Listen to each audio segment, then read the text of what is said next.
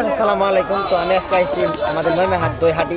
তো আজকে আমি ওয়াসিম ভাইকে বলবো অন্য অন্য জেলা থেকে যে অনেক অনেক লোক আসে তার দই খেতে, তার দইয়ে কেমন এক জাদু আছে তাকে আমি বলবো।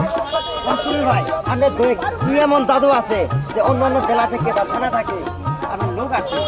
লোক আসে, আমার দই ভালো, আমার অনেক জনপ্রিয়তা আছে। আর এটা তো মনে করেন আমাদের ঐতিহ্য বাহিনী, মনে করেন আমার বাবা দই আছে, আমার দাদা বন্ধু আছে, যেটা আমাদের ঐতিহ্য।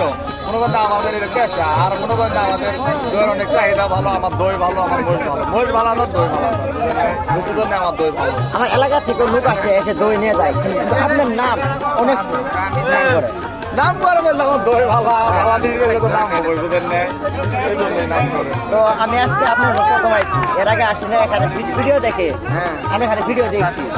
ভিডিও দেখছেন, বাস্তবে বাস্তবে দেখতেই আছে, বাস্তবে দেখলাম যে আমি অনেক ভালো দই আমার। অনেক আর কি ফ্যান ফলোয়ার অডিয়েন্স এবং আমরা দই দেখছি তার এবং কাস্টমার অনেক আপনাকে ভালোবাসে এবং দই আমার দই ভালো, জিনিস ভালো হলে সবাই ভালোবাসে, জিনিসই মেন।